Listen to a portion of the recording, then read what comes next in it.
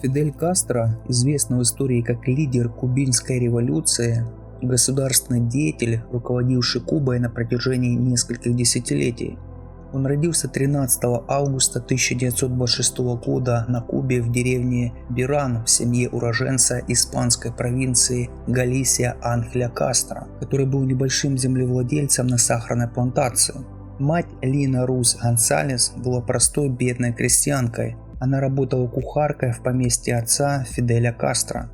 Хотя родители Фиделя были людьми необразованными, тем не менее они постарались дать хорошее образование своим детям. В школе он был одним из лучших учеников благодаря своей поистине феноменальной памяти. Тогда же проявился и революционный нрав Фиделя. В возрасте 13 лет он участвовал в восстании рабочих на плантации своего отца. Когда ему было всего 6 лет, Фиделя, его старшего брата и сестру отправили в Сантьяго-де-Куба для получения начального образования. В 1941 году Фидель Кастро поступил в привилегированный иезуитский колледж Белен, который блестяще окончил и поступил в Гаванский университет на факультет права. В студенческие годы он жил очень скромно. Фидель Кастро много читал Муссолини, Ленина, Сталина, Троцкого и изучал Мейн Кампф Адольфа Гитлера. Уже после окончания университета занялся частной адвокатской практикой в Гаване. В это же время он вступил в партию кубинского народа ортодоксов. Кастро рос в период, когда кубинское общество было в хаосе. В течение десятилетий после войны за независимость страны остров пережил глубокую политическую и экономическую нестабильность. Государственная система страны была сильно скоррумпирована. Политики всех уровней занимались безудержным взяточничеством и коррупционной деятельностью. Во многом это было обусловлено интересами американского бизнеса, контролирующими большую часть кубинской экономики. Остров стал убежищем для итальянской мафии и других преступных организаций, базирующихся в Соединенных Штатах. Экономика страны оставалась слаборазвитой и выживала в основном за счет эксплуатации своих ресурсов. В конечном итоге это привело к тому, что небольшая элита получала огромную прибыль, а простые кубинцы оставались за пределами отчаянной нищеты.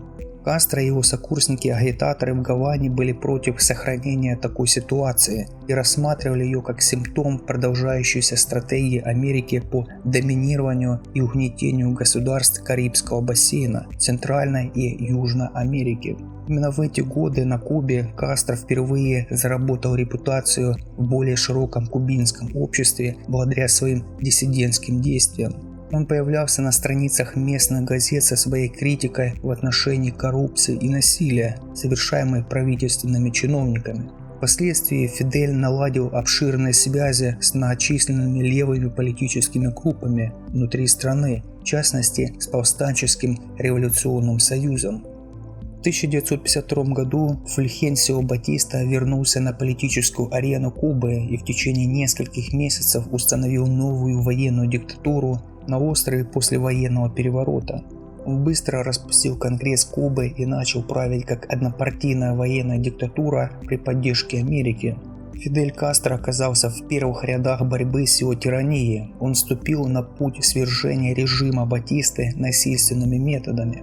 Через несколько недель после возвращения Батисты к власти на Кубе, Кастро работал над новым революционным проектом, который он и его соратники называли «Движение». Их первое действие произошло через несколько месяцев и стало важным моментом в кубинской революции. 26 июля 1953 года Кастро и еще около сотни человек атаковали казармы кубинской армии Монкадо в Сантьяго-де-Куба. Атака полностью провалилась, почти половина боевиков была уничтожена гарнизоном из 400 человек, а большая часть остальных попала в плен, и лишь немногим удалось сбежать. Фидель был среди тех, кто попал в плен, и впоследствии он был приговорен к 15 годам тюремного заключения за руководство восстанием против государства. Во время суда он произнес знаменитую речь, в которой сказал, что «история меня оправдает». Фидель Кастро резко осудил режим Батисты и призвал кубинский народ к вооруженной борьбе против тирании.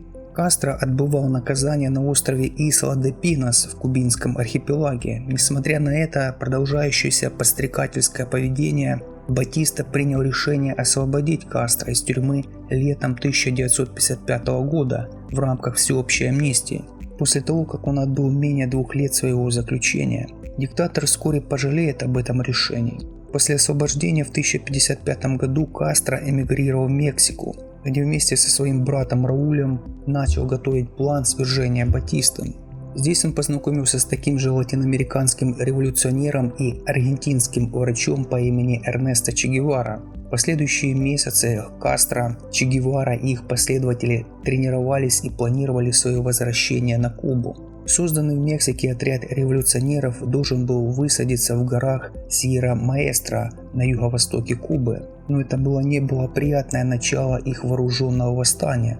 Но оно принесло желаемые результаты в последующие месяцы и годы. Со своей относительно безопасной позиции в горах Сьерра-Маэстро Фидель и его сторонники начали партизанскую борьбу против режима Батисты, организуя бомбардировки правительственных войск. Их число вскоре увеличилось, и все больше и больше людей присоединялись к повстанцам в горах. Были предприняты нападения на правительственные казармы, чтобы получить дополнительное оружие и взрывчатые вещества.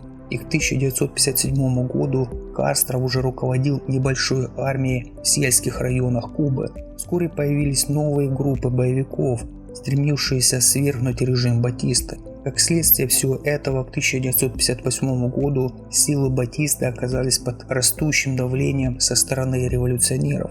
К лету конфликт начал склоняться в пользу Кастро и его революционного движения, так как многие солдаты Батисты начали покидать свои посты, потрясенные преступлениями против гражданского населения, которые им было приказано совершать для борьбы с нацистами и повстанцами. В конце концов, 31 декабря 1958 года Батиста подал в отставку и бежал из страны в Доминиканскую республику. 2 января 1959 года войска Кастро символическим образом заняли казармы Монкадо и уже через 6 дней вошли в Гавану.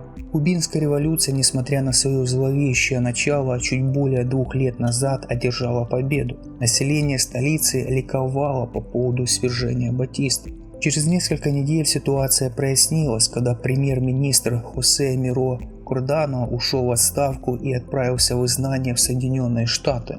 Фидель вступил в должность в качестве своего преемника в середине февраля 1959 года. Эту должность он занимал до 1976 года, когда была принята новая конституция, после чего он стал председателем Совета министров Кубы. В конечном итоге Кастро будет занимать этот пост до 2008 года, в течение 49 лет после своего первого назначения премьер-министром. Фидель довольно быстро подтолкнул свою страну к союзу с Советским Союзом и единомышленниками, склонявшимися к левым режимам во всей Латинской Америке.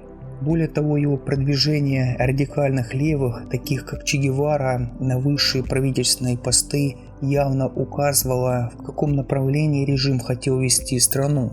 Отношения с США еще более испортились примерно в первый год жизни нового режима, когда Кастро приказал национализировать американские деловые круги, расположенные на Кубе.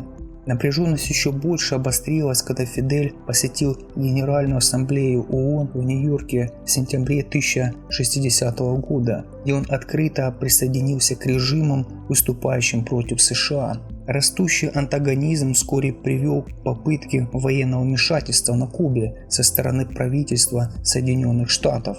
В результате страна все больше становилась зависимой от субсидий Советского Союза на протяжении 1960-х годов, которые в какой-то момент составляли почти 40% ВВП Кубы.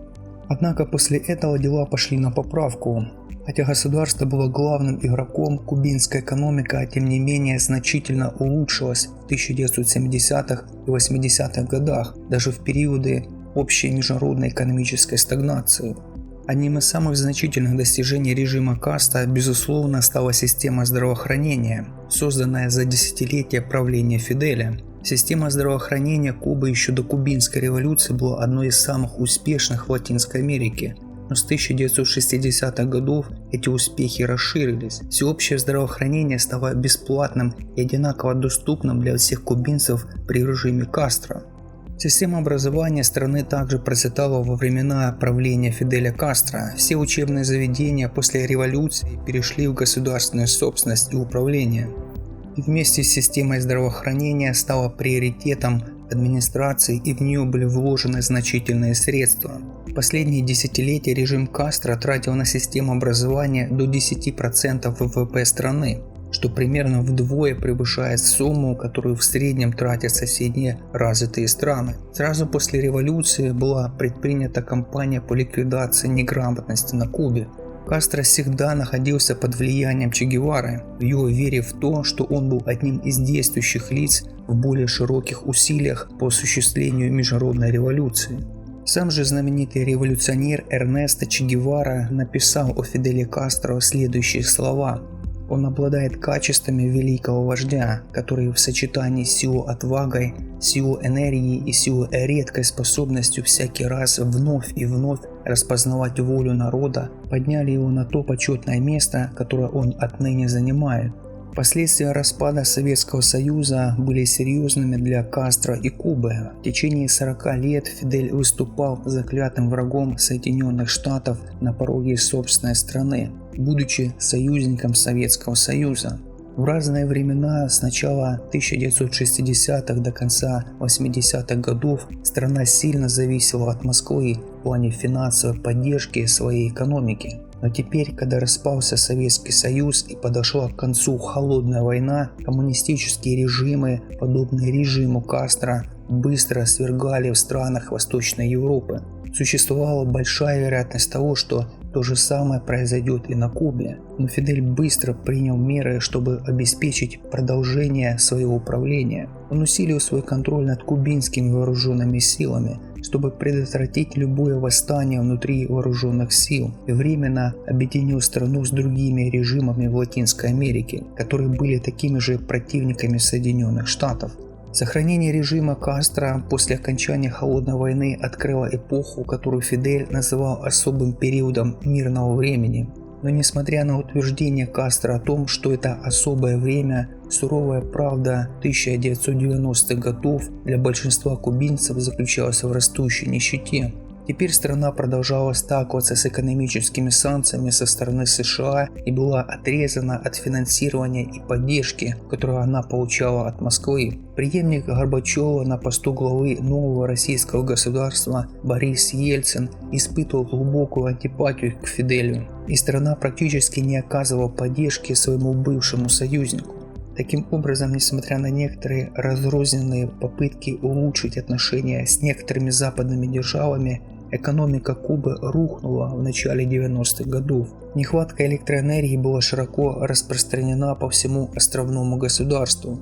Не хватало бензина для запуска автомобилей и других целей, в то время как импорт товаров первой необходимости российского производства полностью высохли. Со временем возник эффект домино, поскольку из-за растущей нехватки сырья кубинские заводы закрывались, но еще больше усиливало безработицу и экономический спад. Таким образом, названный Кастро особый период на самом деле был периодом свободного экономического падения на Кубе.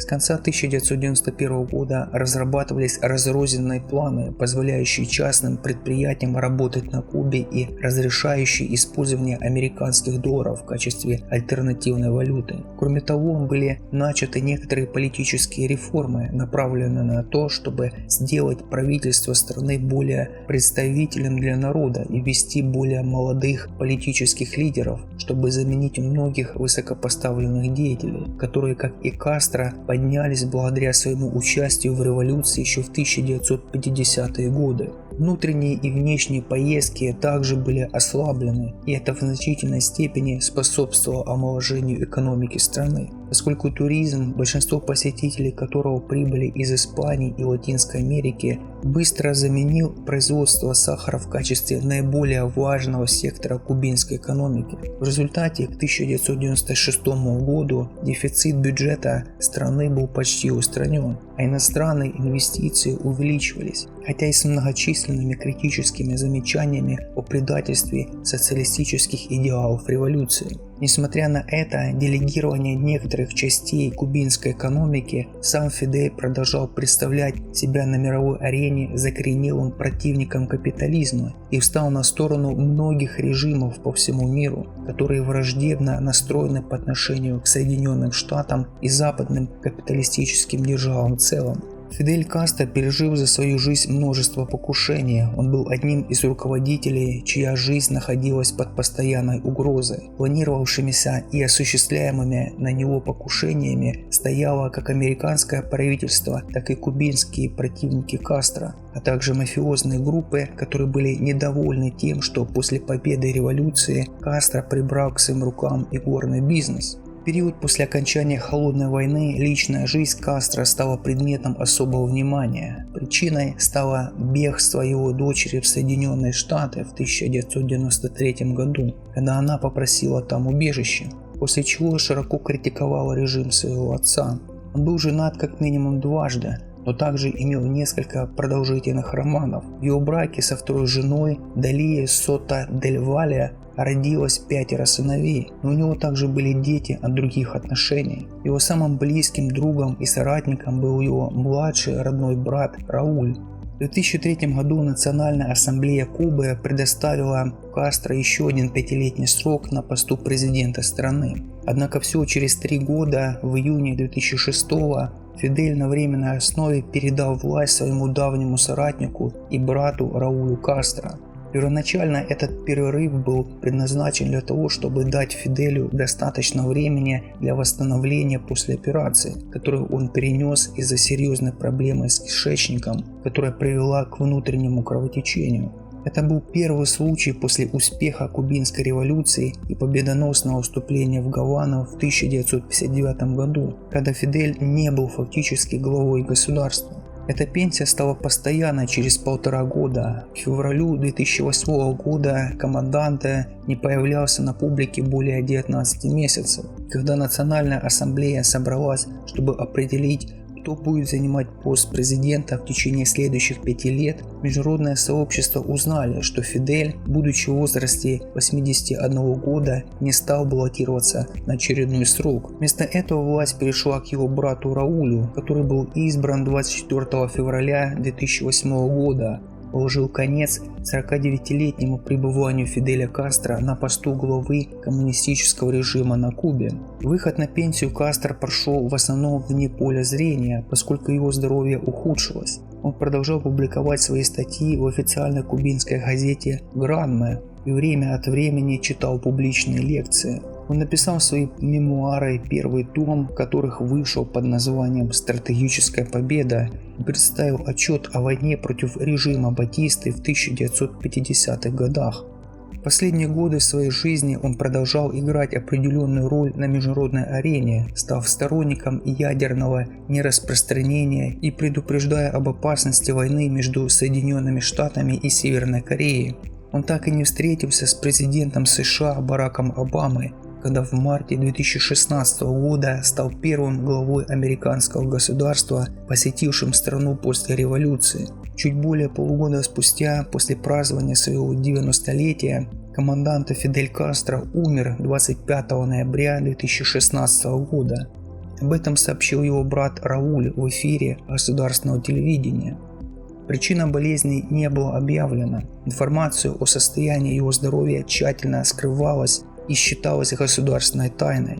Как заявил Рауль, в соответствии с волей покойного его останки будут кремированы, а прах был захоронен на кладбище Санта-Эфигения в Сантьяго-де-Куба.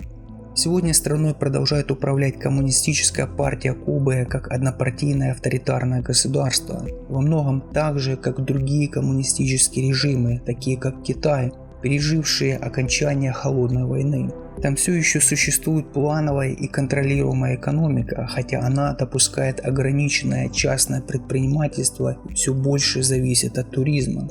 Фидель Кастро был человеком с длинной политической карьерой, которую трудно оценить. Он начинал как латиноамериканский революционер, который хотел устранить американское влияние и реформировать политику в своей стране. Следует также констатировать тот факт, что Куба при Фиделе Кастро была крайне репрессивным авторитарным режимом, который за последние полвека преследовал большую часть своего населения, чтобы удержать Кастро и его последователей в положении неоспоримой власти в Гаване. Его можно считать человеком, руководившим режимом, который продемонстрировал, как коммунизм может принести пользу многим гражданам в сфере образования и здравоохранения, но чье правление в конечном итоге было запятнано репрессивными действиями и авторитаризмом.